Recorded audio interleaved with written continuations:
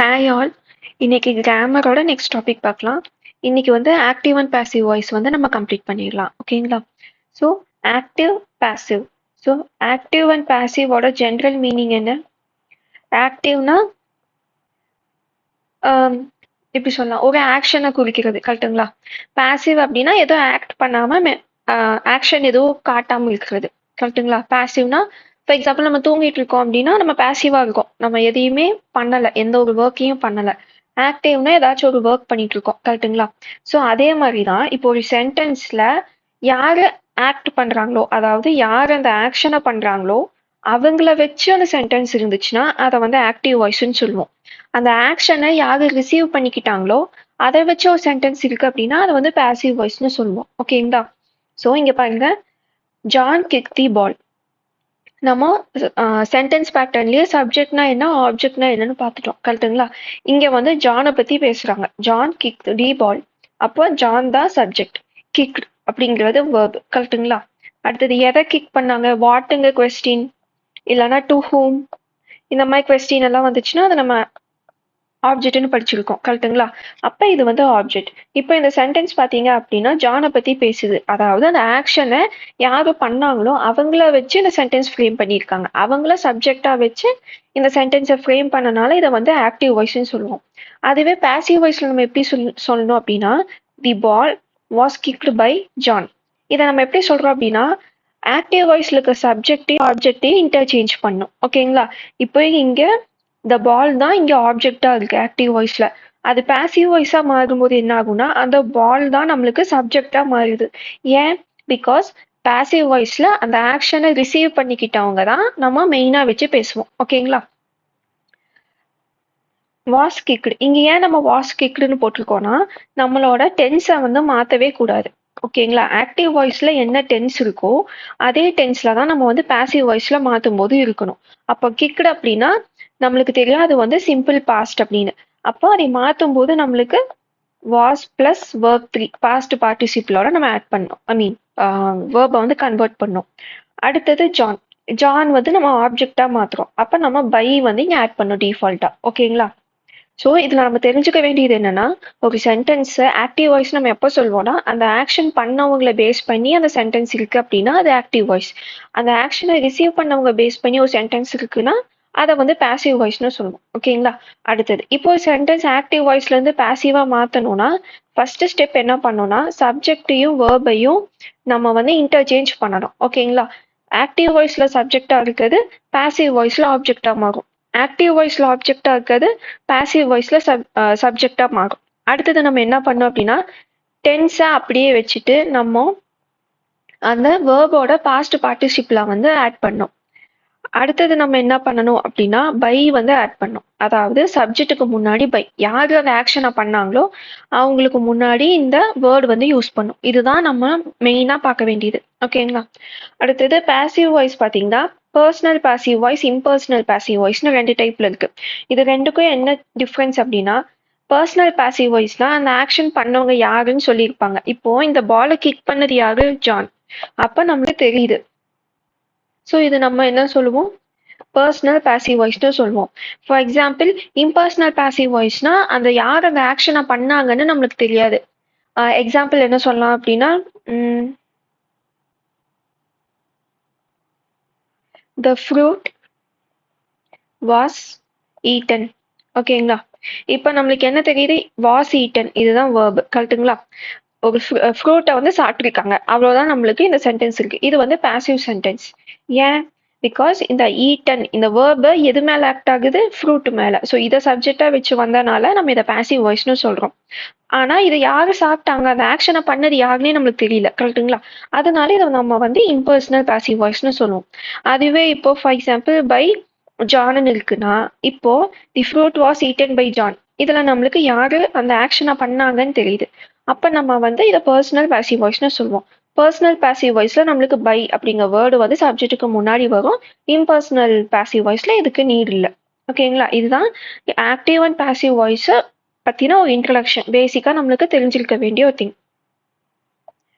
நம்ம பார்த்தோம் இல்லைங்களா, ஆக்டிவ் வாய்ஸ்ல இருந்து பாசிவ் வாய்ஸா மாத்தணும்னா என்னென்ன ரூல்ஸ் இருக்கு அப்படின்னு. அதுதான் நான் இங்க வந்து கொடுத்துருக்கேன். இங்க பாருங்க, my mother writes and email.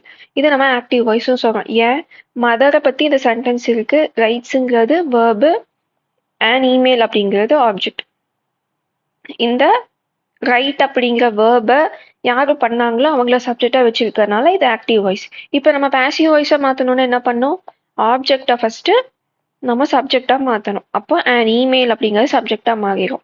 இங்க ரைட்ஸ்ன்னு இருக்கு, அப்போ ரிட்டர்ன் தான் நம்மளுக்கு வேர்ப் 3. டென்ஸ் நம்ம பார்த்தோம் அப்படின்னா சிம்பிள் ப்ரெசென்ட்ல இருக்கு, அப்ப நம்ம என்ன போடணுங்க, இஸ் போடணும். ஓகேங்களா, அண்ட் இமெயில் இஸ் ரிட்டன். யார் எழுதுனா, மை மதர், அப்போ நம்ம பை மதர்னு எழுதணும். ஓகேங்களா, ஸோ இதுதான் அந்த 3 ஸ்டெப்ஸ். ஓகேங்களா, இப்போ நம்ம ஒவ்வொரு டென்ஸ்ல ஒவ்வொரு டைப் ஆஃப் சென்டென்சஸை வந்து எப்படி மாற்றணும்னு பார்த்துக்கலாம். அதுக்கு முன்னாடி நம்ம அந்த வேர்பை வந்து எப்படி கன்வெர்ட் பண்றோம் அப்படிங்கிறது நம்மளுக்கு தெரிஞ்சிருக்கணும். ஓகேங்களா, இப்போ சிம்பிள் ப்ரெசன்ட் டென்ஸ்ல இருக்கு அப்படின்னா ஒரு சென்டென்ஸ் எப்படி இருக்கும், ஹீ மேக்ஸ் காஃபின்னு இருக்கு, கரெக்டுங்களா. இங்க வந்து எந்த பி ஃபார்ம் வேர்டுமே இல்லை. ஆனா பாசிவ் வாய்ஸ்ல நம்ம தெரிஞ்சுக்க வேண்டியது என்ன அப்படின்னா எப்பவுமே ஒரு ஆக்சிலரி வேர்ப் வந்து இருக்கணும். ஆக்சிலரி வேர்ப்னா நம்ம லாஸ்ட் வீடியோலயே பார்த்துட்டோம், கரெக்டுங்களா. Be form, have form, do form. So auxiliary verb கண்டிப்பா வரணும். அது வந்து அந்த டென்ஸை பேஸ் பண்ணி வரும். இப்போ சிம்பிள் ப்ரெசன்ட் டென்ஸ்ல இருக்கு அப்படின்னா ஐ, இஸ், ஆம், ஆர் வரும். ஆர்னா ப்ளூரல், இஸ்னா சிங்குலர், ஐக்கு வந்து ஆம் நம்ம வந்து யூஸ் பண்ணணும். ஓகேங்களா, ஹீ மேக்ஸ் காஃபினா மேக்ஸுங்கிறது நம்மளுக்கு தெரியும் சிம்பிள் ப்ரெசன்ட் அப்படிங்கிறது. அப்போ இங்க ஹீங்கிறது சிங்குலர், ஹீ இஸ் மேடுன்னு வரும். மேக்குங்கிறது மேடா மாறும், அப்ப இஸ் இங்க வருது. ஓகேங்களா, இதுவே டேன்னு இருந்துச்சுன்னா ஆர்னு வந்திருக்கும். ஓகேங்களா, அடுத்தது ப்ரெசன்ட் கண்டினியூஸ். ப்ரெசன்ட் கண்டினியூஸ்க்கு நம்ம என்ன பண்ணோம்னா அதே இஸ், ஆம், ஆர் வரும், அது கூட பீயிங்னு நம்ம ஆட் பண்ணோம். வேர்ப் பிளஸ் ஐஎன்ஜி தான் நம்மளுக்கு கண்டினியூஸ் டென்ஸ், கரெக்டுங்களா. அப்போ நம்ம தேர்ட் ஃபார்ம் ஆஃப் வேர்பு கூட பீயிங் அப்படிங்கிற ஒரு வேர்டு வந்து கண்டினியூஸ் சென்டென்ஸ்ல யூஸ் பண்ணும். அடுத்தது ப்ரெசன்ட் பர்ஃபெக்ட். ப்ரெசன்ட் பர்ஃபெக்ட்ல நம்ம என்ன பண்ணோம்னா ஹேஸ், ஹேவ் கூட பீன் யூஸ் பண்ணும். ஓகேங்களா, ஸோ நம்ம தெரிஞ்சுக்க வேண்டியது என்னன்னா எல்லா பாசிவ் வாய்ஸ்லயும் தேர்ட் வேர்ப் தான் வரப்போகுது. சிம்பிள் ப்ரெசண்டா இருந்துச்சுன்னா is, was, sorry is, are, am வரும். அதுவே நம்மளுக்கு கண்டினியூஸா இருக்குன்னா பீயிங்னு ஆட் பண்ணும் அந்த ஆக்சிலரி வேர்பு கூட. அதுவே பர்ஃபெக்ட் டென்ஸ்ல இருக்கு, நம்மளுக்கு பர்ஃபெக்ட் டென்ஸ்னு எப்படி தெரியும், வேர்ப் 3 வந்து ஆக்டிவ் வாய்ஸ்லயே இருக்குன்னா அது நம்மளுக்கு பர்ஃபெக்ட் டென்ஸ்னு தெரியும். இப்போ ஹேஸ்னா நமக்கு தெரியும் ப்ரெசன்ட் பர்ஃபெக்ட்னு, அப்போ நம்ம has or have plus been, இங்க பீயிங்னு இருக்கு, இங்க பீன்னு மாறும். ஓகேங்களா, இதுதான் நம்ம டென்ஸை வச்சு நம்ம வேர்பை எப்படி மாத்தணும் அப்படிங்கிறது ப்ரெசன்ட் டென்ஸை பொறுத்த வரைக்கும். நம்மளுக்கு பர்ஃபெக்ட் கண்டினியூஸ்ல ஆக்டிவ் அண்ட் பாசிவ் வாய்ஸ் வந்து நம்மளுக்கு வராது. ஓகேங்களா, அடுத்தது பாஸ்ட் டென்ஸ் பார்க்கலாம். சிம்பிள் பாஸ்ட்னா வாஸ், வேர். ஏன், பிகாஸ் நம்ம வந்து ப்ரெசன்ட் டென்ஸ்க்கு பார்த்துருக்கோம் is, are, am. So past டென்ஸ்க்கு வாஸ், வேர், சிங்குலர், ப்ளூரலுக்கு. ஓகேங்களா, கண்டினியூஸாக நம்ம பார்த்துருக்கோம் அது கூட பீயிங் வரும் அப்படின்னு. அதுவே பர்ஃபெக்டாக இருக்குன்னா ஹேட் பீன். ஸோ ப்ரெசன்ட்னா ஹேவ் இல்லைன்னா ஹேஸ் யூஸ் பண்ணும், இது ப்ளூரல், இது சிங்குலருக்கு. பட் பாஸ்ட்னா எதுவாக இருந்தாலும் ஹேட் தான் யூஸ் பண்ணும். இதெல்லாம் நம்ம லாஸ்ட் வீடியோ டென்சஸ்லேயே பார்த்துட்டோம், கரெக்டுங்களா. இங்கே வந்து எதுக்கு அது எப்படி யூஸ் பண்ணணும் நம்ம பார்த்துட்டு இருக்கோம். அடுத்தது ஃபியூச்சர். ஃபியூச்சர்ல சிம்பிள் ஃபியூச்சரும் ஃபியூச்சர் பர்ஃபெக்டும் தான் இருக்கும், ஃபியூச்சர் கண்டினியூஸ்னு ஒன்று இல்லை. ஓகேங்களா, ஆக்டிவ் அண்ட் பாசிவ் வாய்ஸ்க்கு வில் ஆர் ஷால் இந்த பி ஃபார்ம் தான் நம்ம வந்து யூஸ் பண்ணோம். அது கூட இங்க வந்து பி யூஸ் பண்ணோம். ஓகேங்களா, அதாவது ப்ரெசன்ட் அண்ட் பாஸ்ட்டுக்கு நம்ம அந்த பி ஃபார்ம் வேர்டு மட்டும் யூஸ் பண்ணா போதும். அதுவே நம்ம வந்து ஃபியூச்சருக்கு வரோம்னா பி கூட வில் ஆர் ஷால் வந்து யூஸ் பண்ணும். ஓகேங்களா, ஃபியூச்சர் பர்ஃபெக்ட்னா வில் ஆர் ஷால் கூட ஹேவ் பீன் வந்து யூஸ் பண்ணும். ஸோ டென்சஸ் பார்த்துட்டு இங்க வந்தீங்கன்னா ஏன் இந்த வேர்ட்ஸ் இங்கெல்லாம் வருதுங்கிறது உங்களுக்கு புரிஞ்சிடும். இது ஜஸ்ட் மைண்ட்ல வச்சுக்கிட்டீங்கன்னா உங்களுக்கு சென்டென்ஸ் கன்வெர்ட் பண்ணும்போது அந்த டென்சஸ்ல உங்களுக்கு இஷ்யூ வராது. ஓகேங்களா, ஸோ இப்போ நம்ம டைப்ஸ், இப்போ சென்டென்சஸ், இப்போ நம்ம அந்த வேர்ப் ஃபார்மேட் வந்து எப்படி மாறுது அப்படிங்கிறத டென்சஸை வச்சு பார்த்துருக்கோம். இப்போ சென்டென்சஸ்க்கு தகுந்த மாதிரி அந்த ஃப்ரேம் ஒர்க் மாறும், அந்த மாத்திர விதம் மாறும். அது நம்ம எக்ஸாம்பிளோட பார்த்தோம்னா உங்களுக்கு என்ன சொல்ல வரேன்னு புரிஞ்சிடும். அசர்ட்டிவ் சென்டென்ஸ் தான் இந்த நார்மல் பாசிட்டிவ் சென்டென்ஸ், அதாவது இப்போ நம்ம பார்த்தோம் she is writing, the fruit was eaten, இந்த மாதிரி சும்மா நார்மலாக இருக்க சென்டென்ஸ் தான் நம்ம அசர்ட்டிவ்னு சொல்லுவோம். ஃபர்ஸ்ட் இப்போ நம்மளுக்கு ஒரு கொஸ்டின் கொடுத்துருக்காங்க அப்படின்னா அதுல இருக்க சப்ஜெக்ட் என்ன, வேர்ப் என்ன, ஆப்ஜெக்ட் என்ன நம்ம பார்க்கணும். ஃபர்ஸ்ட் ஸ்டெப் இங்க வந்து பாய்ஸை பத்தி பேசுறதுனால பாய்ஸ் தான் சப்ஜெக்ட், பிளே தான் ஆக்ஷன். அப்ப அதுதான் வேர்பு. கிரிக்கெட்டுங்கிறது ஆப்ஜெக்ட். ஏன்னா இந்த ஆக்ஷன் கிரிக்கெட் மேல நடக்குது. உங்களுக்கு சப்ஜெக்ட் ஆப்ஜெக்ட்ல கன்ஃபியூஸ் ஆகுது இல்ல டென்சஸ்ல கன்ஃபியூஸ் ஆகுதுன்னா அந்த டாபிக் கம்ப்ளீட் பண்ணிட்டு இது பாத்தீங்கன்னா தான் இந்த டாபிக் கிளியர் ஆகும். ஓகேங்களா? நம்ம ஃபர்ஸ்ட் ஸ்டெப் என்னன்னு பார்த்தோம், ஆப்ஜெக்டையும் சப்ஜெக்டையும் இன்டர்சேஞ்ச் பண்ணணும். அப்ப நான் என்ன பண்றேன், கிரிக்கெட்டை சப்ஜெக்டா வச்சுக்கிறேன். அடுத்தது பாய்ஸை வந்து நான் ஆப்ஜெக்டா வச்சுக்கிறேன். ஓகேங்களா? அடுத்த ஸ்டெப் நம்ம என்ன சொன்னோம், டென்ஸை பார்க்கணும், வேர்பை வந்து பாஸ்ட் பார்ட்டிசிபிளா மாற்றணும். பிளேவோட வேர்ப் 3 எனக்கு தெரியும் பிளேடு. அப்போ இங்கே நான் டென்ஸ் பார்க்குறேன், வெறும் பிளேன்னு மட்டும்தான் இருக்கு. அப்போ அது simple present tense. Simple present டென்ஸ்னா இஸ் ஆர் ஆம் ஏதாச்சும் ஒன்று வரணும். இங்கே சப்ஜெக்ட் என்ன, கிரிக்கெட். கிரிக்கெட்டுங்கிறது சிங்குலர். கரெக்டுங்களா? அப்போ நான் என்ன ஆட் பண்ணும், இஸ் ஆட் பண்ணும். இப்போ இங்கே எனக்கு யார் அந்த ஆக்ஷனை பண்ணாங்கங்கிறது சென்டென்ஸ்ல இருக்கு. அப்போ அதுக்கு முன்னாடி பை ஆட் பண்ணிக்கணும். Cricket is played by the boys. இதுதான் நம்மளோட பாசிவ் வாய்ஸா இருக்கும். ஓகேங்களா? அதுவே ப்ரெசன்ட் கண்டினியூஸ்னா ஆர் பிளேயிங் இங்க வந்திருக்கு. அதனால நம்ம மாற்றும் போது எப்படி பீயிங் ஆட் பண்ணோம். கரெக்டுங்களா?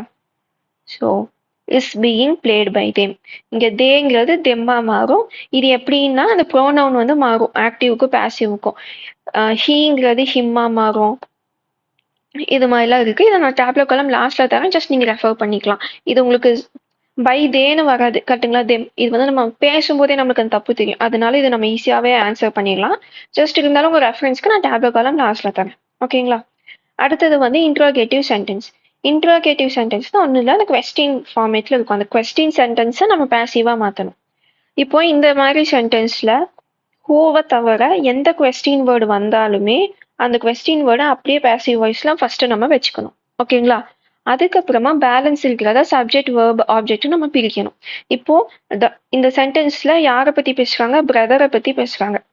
அதனால எனக்கு தெரியுது இது வந்து சப்ஜெக்ட்னு. சிங் அப்படிங்கிறது வேர்ப்னு எனக்கு தெரியும். சச் சாங்ஸ்ங்கிறது ஆப்ஜெக்ட். ஏன்னா இந்த சிங்குங்கிற ஆக்ஷன் இந்த சாங் மேல இருக்கு. இப்போ நம்மளுக்கு சப்ஜெக்ட் வேர்ப் ஆப்ஜெக்ட் தெரிஞ்சிச்சு. இந்த டஸ்ஸும் சிங்கும் நம்மளுக்கு வேர்ப்னு தெரியும். இப்போ நம்ம இங்க பார்த்தோம்னாவே தெரியுது சிங் அப்படின்னா சிம்பிள் ப்ரெசன்ட் அப்படின்னு. சிம்பிள் ப்ரெசன்ட்னா இஸ் ஆர் இல்லைன்னா ஆம் வந்து வரணும். இது நம்மளுக்கு தெரிஞ்சிருக்கணும். அடுத்தது சிங்கோட வேர்ப் 3 என்ன, சங். இப்போ நம்ம இன்டர்சேஞ்ச் பண்ணிக்கலாம். இப்போ சச் சாங்ஸுங்கிறத நான் சப்ஜெக்டா மாத்துறேன். ஸோ வை எழுதிட்டேன். அடுத்து சச் சாங்ஸ் எழுதணும். யோர் பிரதர் அப்படிங்கிறது நம்மளுக்கு ஆப்ஜெக்டா மாறுது. ஓகேங்களா? இப்போ நம்ம கொஸ்டின் வேர்டு எடுத்து எழுதியாச்சு, ஆப்ஜெக்டிவ் சப்ஜெக்டிவ் இன்டர்சேஞ்ச் பண்ணியாச்சு. அடுத்து வேர்ப் மட்டும் நம்ம டென்ஸோட பார்த்து எழுதிட்டோம் அப்படின்னா நம்மளுக்கு சென்டென்ஸ் கம்ப்ளீட் ஆயிடும். ஸோ இங்கே நம்ம பார்க்குறோம் சிம்பிள் ப்ரெசன்ட்டு நம்ம கண்டுபிடிச்சாச்சு, சங் வரும் நம்மளுக்கு தெரியும். ஸோ சங் எழுதிட்டோம். ஆனால் கொஸ்டின் டைப்ல ஒரு திங் என்னன்னா, இப்போ ஆர் சங் இப்படிதான் இந்த சிங்குங்கிற வேர்டு வந்து மாறணும். ஆனால் இது கொஸ்டினுங்கிறனால இந்த சங் அப்படிங்கிறது இங்கே வரும், சப்ஜெக்டுக்கு அப்புறமா வரும். இந்த ஆர் வந்து பார்த்தீங்க அப்படின்னா சப்ஜெக்டுக்கு முன்னாடி வரும். ஓகேங்களா? இப்போ இங்கே பார்த்தீங்கன்னா இஸ் பிளேடுன்னு இருக்குங்களா, அதுவே கொஸ்டினா இருந்துச்சு அப்படின்னா இந்த இஸ் வந்து சப்ஜெக்டுக்கு முன்னாடி போயிடும். ஓகேங்களா? இஸ் பீயிங் சப்ஜெக்டுக்கு முன்னாடி போயிடும். ஓகேங்களா? இதை நம்ம சால்வ் பண்ண உங்களுக்கு வந்து புரிஞ்சிடும். ஓகேங்களா?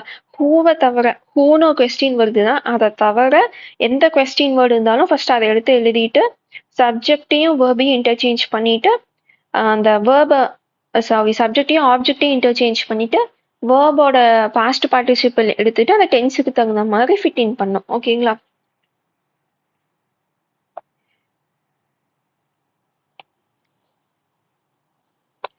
இப்போ பாருங்க, who is doing the dishes.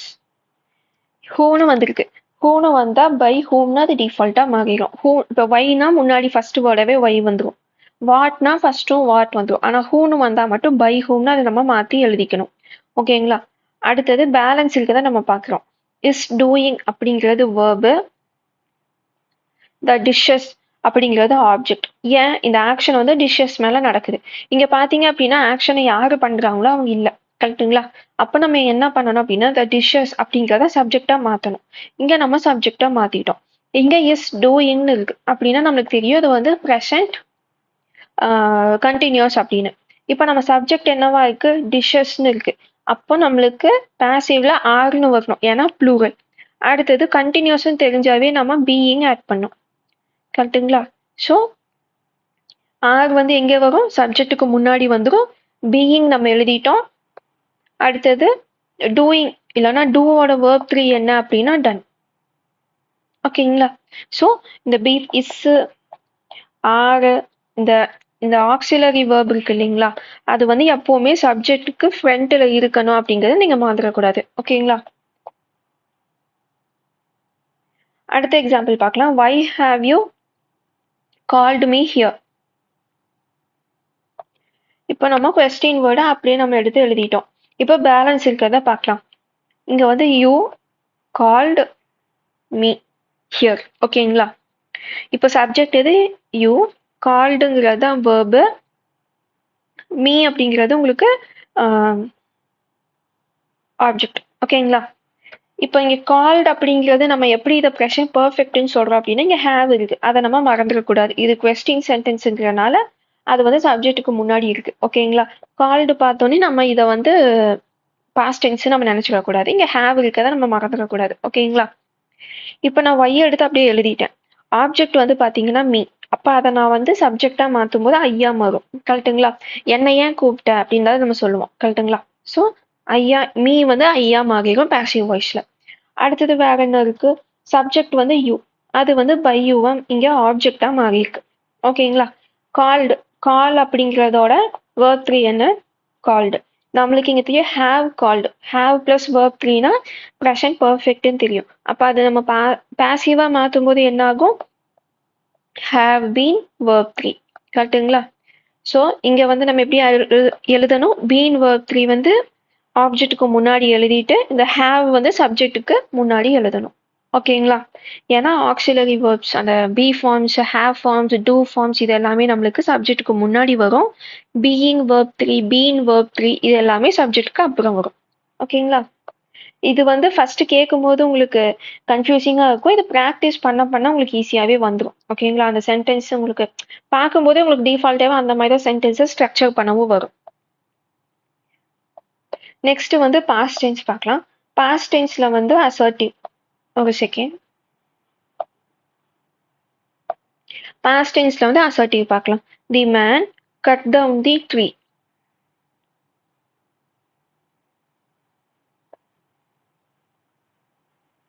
Okay. இப்போ நம்ம இங்க பார்த்தோம் அப்படின்னா சப்ஜெக்ட் வந்து த மேன், ஆப்ஜெக்ட் வந்து ட்ரீ, கட் வந்து வேர்ப். ஓகேங்களா? இது நீங்க ஃபுல்லாமே நீங்க எல்லா சென்டென்ஸ் பேட்டர்னை டீகோட் பண்ணணும்னு கிடையாது. சப்ஜெக்ட் வேர்பு ஆப்ஜெக்டை மட்டும் நீங்க கண்டுபிடிச்சிங்கன்னா போதும். அடுத்தது இங்க நான் கட்டுன்னு பார்க்கும்போது நம்மளுக்கு தெரியுது இது வந்து சிம்பிள் பாஸ்ட் அப்படிங்கிறது. இதுல இன்னொரு திங் என்னன்னா கட்டோடது 3 இதுலயுமே கட் தான். ஓகேங்களா? Cut cut cut. ஸோ இந்த மாதிரி வேர்ட்ஸ் இந்த 3மே ஒரே மாதிரி இருக்கும். புட். ஸோ இந்த மாதிரி வேர்ட்ஸ் வந்து உங்களுக்கு எக்ஸாம்ல கேட்பாங்க. ஓகேங்களா? ஸோ இது வந்து வேர்ப் 3யுமே கட் தான். ஓகேங்களா? அதை ஞாபகம் வச்சுக்கோங்க. இப்போ நான் வந்து ஆப்ஜெக்டா சப்ஜெக்டா மாத்திட்டேன். அடுத்து சப்ஜெக்டா நான் ஆப்ஜெக்டா மாத்திட்டேன். இப்போ சிம்பிள் பாஸ்ட் தான் நமக்கு தெரியும். வாஸ் இல்லைன்னா வேர் பிளஸ் வேர்ப் 3. ஓகேங்களா? இப்போ இங்க வந்து நான் பார்க்குறேன் இந்த ட்ரீன்னு தான் இருக்கு. அப்போ சிங்குலர். சிங்குலர்னா வாஸ். கட்டோட வேர்ப் 3 என்னது? கட் தான். So was cut. கட்க்கு அப்புறம் டவுன் இருக்கனால நம்ம டவுன் யூஸ் பண்றோம். லைக் இது எப்படி சொல்லலாம்? இந்த ஃப்ரேசல் வேர்புங்குமே பார்த்துருப்போம். கரெக்டுங்களா? ஸோ கட் டவுன் அப்படியே நம்ம எடுத்து எழுதிக்க வேண்டியதுதான்.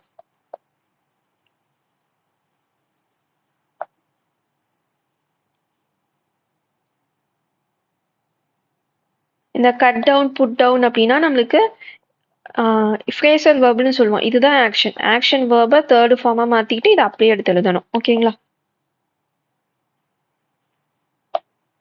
அடுத்தது பாருங்க. The boys were helping the wounded man. Boys யாரு? இந்த சப்ஜெக்ட். வேர் ஹெல்பிங் அப்படிங்கிறது வேர்பு. தி wounded manங்கிறது ஆப்ஜெக்ட். அப்ப நம்மளுக்கு ஃபர்ஸ்ட் ஆப்ஜெக்டை சப்ஜெக்டா எழுதணும். The wounded man. அடுத்தது வேர்ப் வரும். அதை நம்ம பிளாங்கா விட்டாரலாம். பாய்ஸ். ஆக்ஷன் பண்ணது த பாய்ஸ். ஓகேங்களா? இப்போ தி wounded man அப்படிங்கிறது சிங்குலர். இங்க நம்ம பார்க்க வேர் ஹெல்பிங்னு இருக்கு. அப்படின்னா அது வந்து பாஸ்ட் கண்டினியூஸ் டென்ஸ். அப்ப நம்மளுக்கு கண்டிப்பா பீயிங் வரணும்னு தெரியும். ஹெல்பிங் அப்படிங்கிறது ஹெல்ப்போட வேர்பு 3 என்னது? ஹெல்ப்டு. இங்க சிங்குலர்ங்கனால was. The wounded man was being helped by the boys. ஓகேங்களா? அடுத்தது he had given me a bouquet. bouquet. இப்போ he அப்படிங்கிறது தான் சப்ஜெக்ட் நமக்கு தெரியும். had givenங்கிறது verb. me அப்படிங்கிறது தான் ஆப்ஜெக்ட். கரெக்டுங்களா? இப்போ நம்ம இதை இன்டர்சேஞ்ச் பண்ணணும். மீ அப்படிங்கிறது பாசிவ் வாய்ஸ்ல போகும்போது ஐயா மாறிடும். ஹி அப்படிங்கிறது ஹிம்மா மாறும். கரெக்ட்டுங்களா? எப்படின்னா தமிழ்ல அவன் அவனால் அப்படின்னு சொல்றோம். கரெக்ட்டுங்களா? ஸோ அதனால அவன் அப்படின்னு இருக்கிறது அவனால் அப்படின்னு மாறும். பை ஹிம்னு மாறும் பாசிவ் வாய்ஸ்ல. சப்ஜெக்டையும் ஆப்ஜெக்டையும் இன்டர்சேஞ்ச் பண்ணியாச்சு. அடுத்து நம்ம வேர்ப் பார்க்கலாம். ஹேட் பிளஸ் வேர்ப் 3ல இருக்கு. அப்படின்னா நமக்கு தெரியும் அது வந்து பாஸ்ட் பர்ஃபெக்ட். பாஸ்ட் பர்ஃபெக்ட்டுக்கு என்ன வரும்? Had been verb 3. had been verb 3 என்னது given a bouquet by him. ஓகேங்களா? இங்க வந்து மீங்கிறது வந்து இன்டைரக்ட் ஆப்ஜெக்ட், இது வந்து டைரக்ட் ஆப்ஜெக்டா வரும். ஸோ இந்த ஆர்டர்ல அப்படியே நம்ம வந்து எழுதிட்டோம். ஓகேங்களா?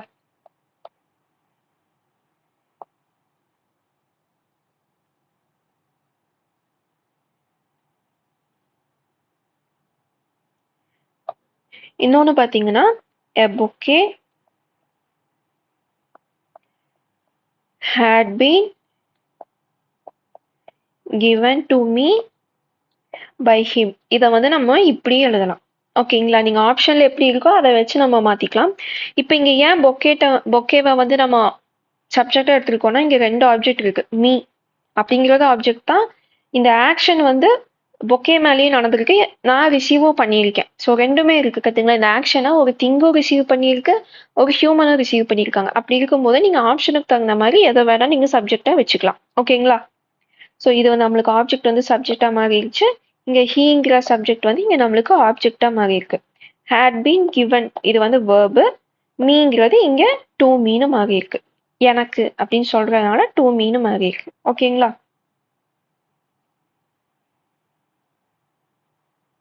மோஸ்டா 2 ஆப்ஜெக்ட் வச்சு நிறைய டைம் கொடுக்க மாட்டாங்க. உங்களுக்கு சிம்பிளா தான் கொடுப்பாங்க. ஓகேங்களா? அடுத்தது interrogative sentence. Who broke the jar? Who வந்துருச்சு, நம்ம பை ஹோம்னு எழுதிட்டோம். அடுத்து broke த ஜார்னு இருக்கு. நம்மளுக்கு இது பார்த்தாவே தெரியுது இங்க வந்து யார் ஆக்ஷனை பண்ணாங்கன்னு கிடையாது அப்படிங்கிறது. அப்ப பைக்கு அப்புறம் ஒன்று இல்லைங்கிறது நமக்கு தெரிஞ்சிடும். ஸோ broke அப்படிங்கிறது வேர்புன்னு தெரியும். அந்த ஆக்ஷன் நடந்தது எது மேல? ஜார் மேல. அப்ப அதுதான் ஆப்ஜெக்ட். அப்ப நான் வந்து ஜாரை வந்து நான் எடுத்து எழுதுறேன். ஓகேங்களா? சப்ஜெக்டா எழுதிட்டேன். brokeங்கும் போதே நமக்கு தெரியுது அது வந்து சிம்பிள் பாஸ்ட்னு. சிம்பிள் பாஸ்ட்னா was or were plus verb 3. இப்போ இங்க நான் பார்க்குறேன் ஜாருன்னு இருக்கு. இதுதான் சப்ஜெக்டா இந்த சென்டென்ஸ்ல இருக்கு. அப்போ வாஸ் broke அப்படியோட அதோட verb 3 என்னது? broken. ஓகேங்களா? Was broken. இதை நான் எடுத்து எழுதணும். ஆனா ஆக்சிலரி verb பி ஃபார்ம் வந்து சப்ஜெக்ட்டுக்கு முன்னாடி போகும். இந்த verb 3 வந்து சப்ஜெக்ட்டுக்கு அப்புறம் வருது. ஓகேங்களா? நெக்ஸ்ட் கொஸ்டின் பாருங்க. why were you doing the work? இங்க டூயிங்னு பார்த்தோன்னே நம்மளுக்கு கண்டினியூஸ்னு தெரிஞ்சிடும். வேர் இருக்கிறதுனால பாஸ்ட் கண்டினியூஸ்.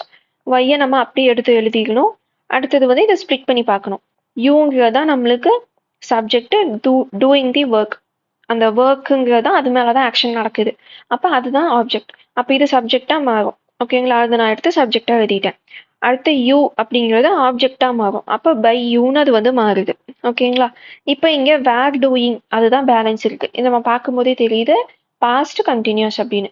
அப்போ was or were plus being plus verb 3. இதுல வாஸ் ஆர் வேர் வந்து சப்ஜெக்ட்டுக்கு முன்னாடி வரணும். பீயிங் verb 3 சப்ஜெக்ட்டுக்கு அப்புறம் வரணும். ஓகேங்களா? இங்க சப்ஜெக்ட் என்னவா இருக்கு? The work. ஒர்க்குங்கிறது சிங்குலர். அப்போ வாஸ்.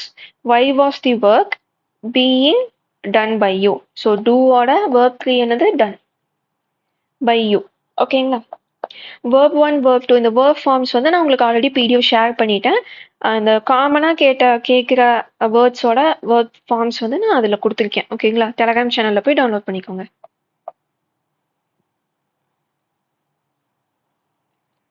அடுத்தது பாஸ்ட் பர்ஃபெக்ட்.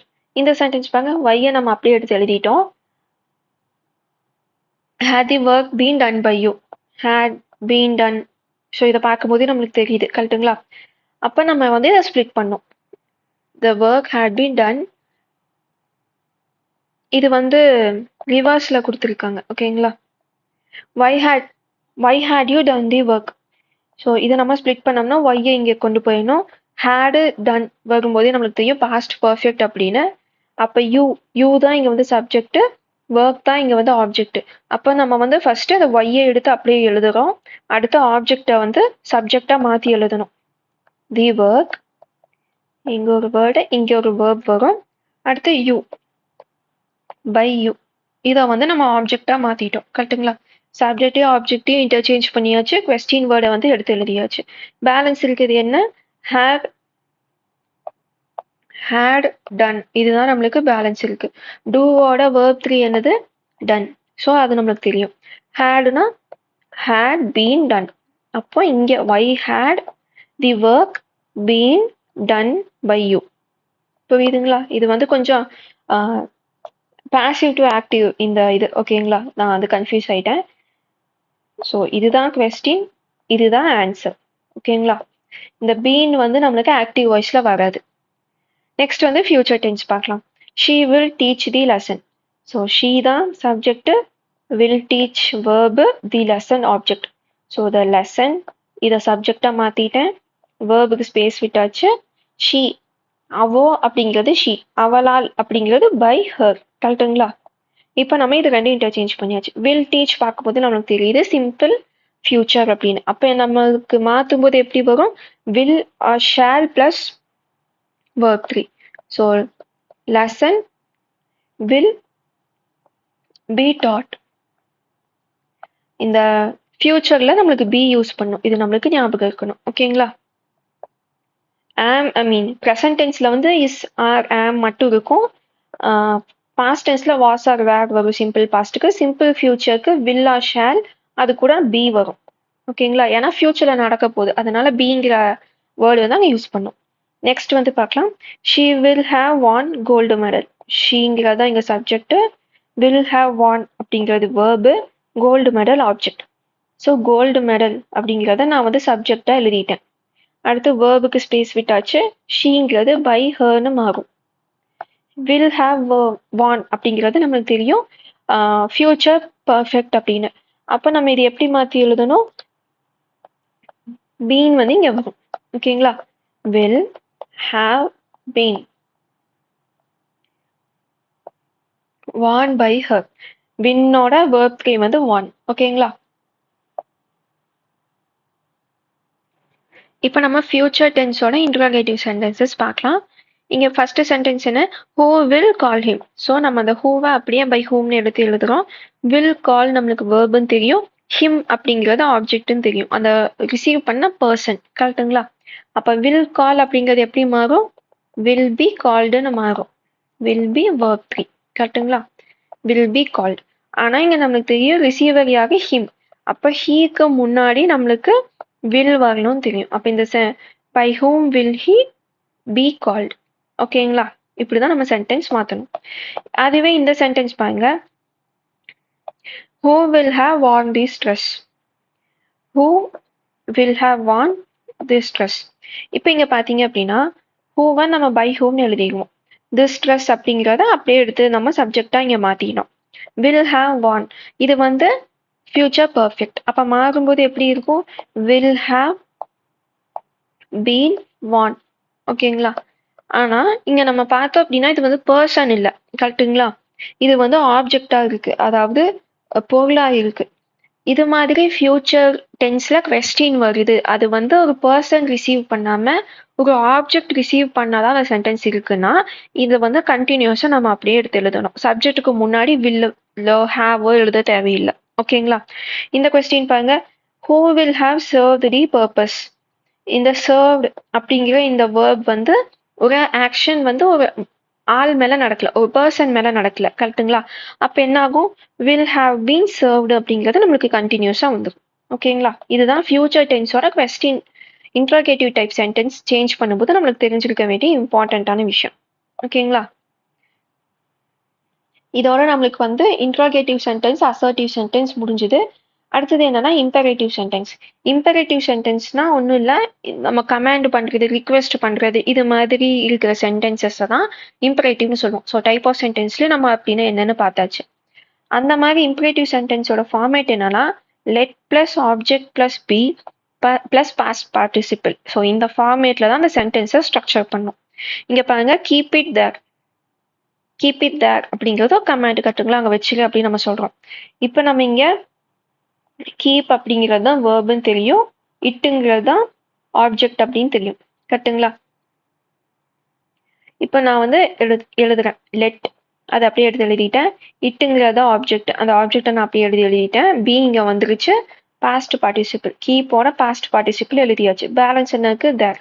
ஸோ அந்த தேர் நான் அப்படியே எடுத்து எழுதிட்டேன். ஓகேங்களா? அடுத்த சென்டென்ஸ் பாருங்க. Take it home.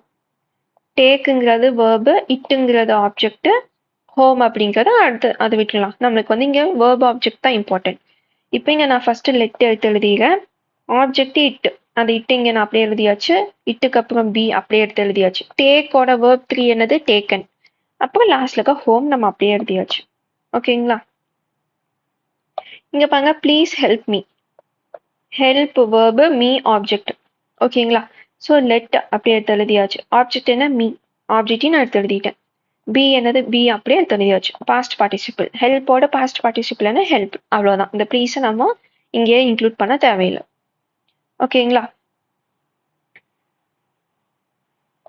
இது பாருங்க, to not touch it. Let, அதை அப்படியே நம்ம எடுத்து எழுதிட்டோம். ஆப்ஜெக்ட் என்ன? இட். டச் இட்டுன்னு இருக்கு. ஸோ இட் எடுத்து எழுதியாச்சு. இங்க நெகட்டிவ் வேர்டு இருக்கிறதுனால நம்ம அந்த பிக்கு முன்னாடி நெகட்டிவ் வேர்பை போடணும். ஓகேங்களா? எங்கேயா இருந்தாலும் நெகட்டிவ் வேர்ப் வருது, to not touch, to not open the door, இந்த மாதிரி நெகட்டிவ் வேர்டு வருது அப்படின்னா அந்த பிக்கு முன்னாடி நம்ம நெகட்டிவ் வேர்டு போடணும். ஆக்ஷன் வேர்ப் டச்சை வந்து வேர்ப் 3 இங்கே எடுத்து எழுதணும். ஓகேங்களா? இம்பரேட்டிவ் சென்டென்ஸை பொறுத்த வரைக்கும் நீங்கள் இந்த ஃபார்மேட்டை மட்டும் மைண்ட் வச்சுக்கிட்டிங்கன்னா போதும். Let plus object plus be plus past participle. Negative word வந்துச்சுன்னா ஆப்ஜெக்ட்டுக்கும் பிக்கும் நடுவில் நெகட்டிவ் வேர்ப் வரும். அவ்வளோதான். ஓகேங்களா?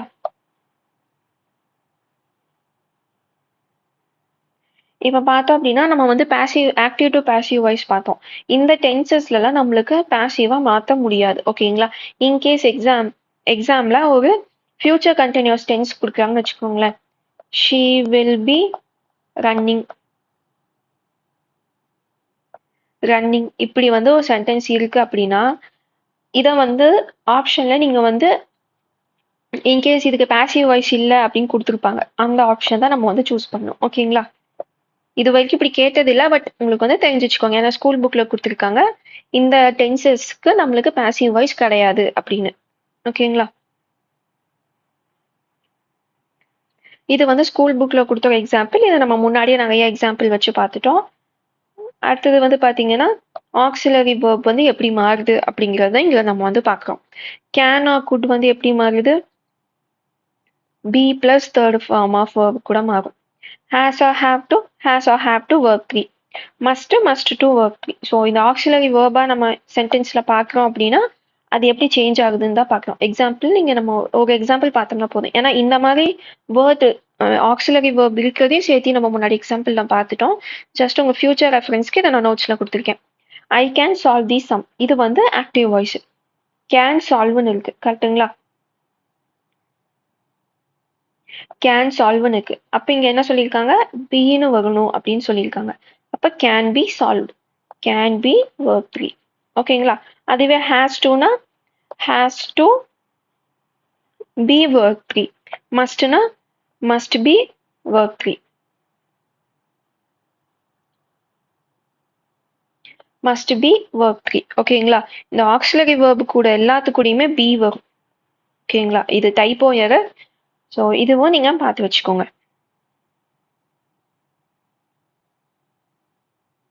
இது நம்ம அங்கே சொன்ன இல்லைங்களா, மீ வந்து ஐயா மாறுது. ஸோ ஆப்ஜெக்ட்லேருந்து சப்ஜெக்டாக மாறும்போது இந்த ப்ரோனவுன்ஸ் எப்படி மாறும், சப்ஜெக்ட்லேருந்து ஆப்ஜெக்டாக மாறும்போது இந்த ப்ரோனவுன்ஸ் எப்படி மாறும், அது நான் இங்கே வந்து கொடுத்துருக்கேன். ஜஸ்ட் ரெஃபர் பண்ணிக்கோங்க. இது வந்து நீங்கள் படித்து மனப்பாடம் பண்ணணும்னு கிடையாது. அந்த சென்டென்ஸை நீங்கள் சொல்லி பார்க்கும்போதே உங்களுக்கு தானாகவே இது வந்துடும். ஏன்னா ரொம்ப சிம்பிளாக தான் இருக்கும். ஓகேங்களா? இதோட ஆக்டிவ் அண்ட் பாசிவ் வாய்ஸ் முடிஞ்சிருச்சு. அந்த எக்ஸாம்பிள்ஸ் வந்து எப்படி சால்வ் பண்ணுறதுன்னு நீங்கள் தனியாக பாருங்க. அதுக்கப்புறம் வெளியே போய் கூகுளில் நிறையா இந்த எக்ஸசைஸ் மாதிரி தேடி நீங்கள் சால்வ் பண்ணி பார்த்தீங்க அப்படின்னா உங்களுக்கு ஈஸி தான். ஆக்டிவ் டு பாசிவ் வந்து உங்களுக்கு ஈஸியாக தான் இருக்கும். ஒரே விஷயம், அந்த டென்ஸ் மட்டும்தான் நம்மளுக்கு குழப்பம். அந்த வேர்ப் தான் நம்மளுக்கு ரொம்பவே பிரச்சனை பண்ணும். அதுவும் அந்த ஃபியூச்சரில் கொஸ்டின் டைப்பில் வந்து நீங்கள் ஞாபகம் வச்சுக்கணும். பர்சன் அந்த ஆக்ஷனை ரிசீவ் பண்ணுனா அந்த சப்ஜெக்டுக்கு முன்னாடி அந்த வில் வரும். ஓகேங்களா? அதுவே ஆப்ஜெக்ட் ஒரு பொருள் அந்த ஆக்ஷனை ரிசீவ் பண்ணுதுன்னா நம்ம சேர்த்து எழுதிடணும். அந்த சென்டென்ஸ் அந்த வேர்பை வந்து ஃபுல்லாக ஒட்டுக்க எழுதிடணும். ஓகேங்களா?